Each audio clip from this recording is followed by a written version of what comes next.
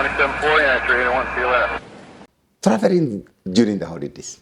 It's a very nice way to think about your holiday. Sometimes you want to ask yourself, where can I go? I would like to travel somewhere. Well, there are many places you can travel. You can, go from one town to another. You may go out of the country. You might also decide that you don't want to travel very far. By the way, you can also take a walk. And travel has become so anxious. Did you know, especially after COVID? Because what happened is that there were so many requirements. For instance, that you have to be vaccinated. Sometimes you have to go for a medical cover. You have to go for even medical certification that you are well. Well, you can also travel for many things, by the way. Part of the traveling now is also for medical tourism, where sometimes you need maybe one or two aspects of your medical health. So, how do you travel, and what are the top tips for traveling during the holidays? Now, I want us to ask ourselves a few questions, like what causes travel anxiety? Maybe the first one is when you are away from home. When you are away from home, you obviously feel a bit anxious. You also have to deal with the transport issues, the passport, the aero fever card, and several other requirements, of course. And then you also got to carry your luggage. Then you've got to manage the children, if you're traveling with the children. And with due respect, any person with challenges or who may be more advanced in age. And then there are also the language barriers. You may not have to know the languages, from Japanese to French and Italian, and no other languages that are important. And then also you sometimes need a camera to take in a few, snapshots of where you're going. Very, very important. And remember, you have to check this through at the airport or the train station. And that also does require a bit of part of that. And then there's the negotiating of the crowd, especially when you're too many. You're trying to move back and forth. All this causes you a lot of fear and anxiety. Will I make it? Then there is the absorbing the high cost of travel.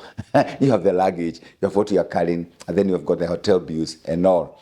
And then a very important part of this can be also the weather, because sometimes the weather may not be as favorable. You may be moving from a hot area, of course, to a more cold area, and vice versa. And then also, traveling is very exhausting. Did you know that? You get tired, especially when you are seated on a plane, or even on the train, or even on road. And that's why you need to try to stretch yourself a bit, take a lot of water, and then sometimes you might have to remove your shoes. And most important of all, you have to be comfortable. And then another worst part is when you have had a previous negative experience during your travel, because it keeps reminding you that as you're traveling, you think, oh, this is going to be another terrible way of traveling. Now, what are some of the tips that we can give for this and things to watch for?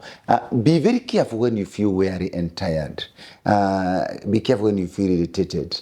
And then also be careful when you feel like you're getting too weary, or your stomach or any part of your body is uncomfortable. Okay, there's the fatigue of the traveling, but also there is the part of the body that may not be feeling very well. And the insomnia, the lack of sleep, especially when you've traveled for so many hours. And then you also need to be very careful with muscle tensions. The muscles tend to get tensed up. And the headache. One of the things I have noticed for me, especially when I travel and on the plane, is that sometimes you hear your ears are blocked. And I have found taking some warm water very, very useful. And the same good thing goes for food. Sometimes you might find some foods not so favorable for you. And nowadays, of course, they may not allow any food in the plane. So try to pick on what makes you very comfortable, so that you eat what makes you comfortable indeed. Sometimes you can feel a bit frustrated, especially when you're trying to ask for something or go somewhere or say something and you don't know the language. The best way is to be patient, of course, because the same thing would happen to the other person if you were there trying to get to you. How about if you are traveling by, like you're in a car? A simple way is for you to sleep enough. When you sleep enough, you wake up in the morning, and because you have slept enough, you are able to deal with the stress. So you can take in the stress, and then you take breakfast with enough time, and then even during the travel you can stop once in a while, of course with the members who are with you. A simple way at the airport is to check early. Yeah, avoid that last minute rush when you are trying to put all your bags together and you lose some of them.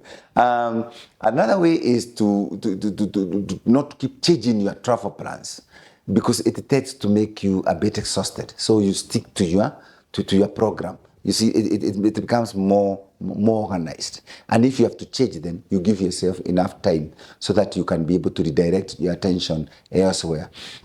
Another way is to be careful with triggers.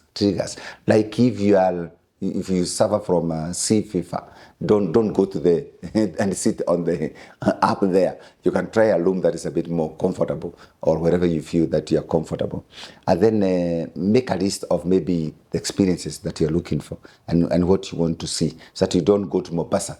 And then when you are leaving is when you suddenly realize that you have not been to the south coast, or you've not seen the Fort Jesus. And then and now you have about only 10 minutes waiting, and or maybe 1 or 2 hours before your flight. A way of to all this is to get organized, and that means you have the cost ready, well outlined. You have your travel plans. You have the places to visit, the tasks to do, and sometimes you also include a visit to the shops, or maybe for your own shopping. It does a lot of good. The documents are very important. I always pack my documents very, very carefully when I'm traveling. The rule of thumb is have your documents well looked after. It's like they say, put all your eggs in one basket and guard it well. Now, allow yourself also to create a realistic schedule. It's something very interesting. I've used the Amsterdam route, and the plane takes about 15 minutes to tax. Okay, and that's the same thing for a bus. For someone traveling in a bus or even using public means. So be realistic with the time so that you allow yourself enough time to change your flights if you're traveling by air. But even the same thing with the train. And the same thing goes with the vehicles. Yeah, you don't go somewhere or in a bus, then suddenly you're stranded. If you're walking and you're going to walk to go and climb the mountain or wherever you're going to go, give yourself enough time so that it allows you to be flexible. It makes your times all organized. You can prioritize your self-care. Remember, part of traveling is to your convenience for business or whatever, or leisure or entertainment. But at the same time, you need to take care of yourself. After all, you're also very important. It's interesting we are not very careful with choosing the way of traveling, the mode. Are you using a car, a bus, a train, an aeroplane, a boat, or you're traveling by water for that matter, or you're walking anyway to climb the mountain, for instance, or to climb a hill. Well, if you're climbing a hill like me, I give yourself 5-6 hours. You need the time. I mean, you can't rush climbing a hill like the younger people would do, if you might say so. So choosing up the particular mode very carefully is very good because it allows you to be able to manage your time. Pack comfortable items. Yeah. Many people might be very comfortable traveling in a tie. I prefer a more relaxed clothing.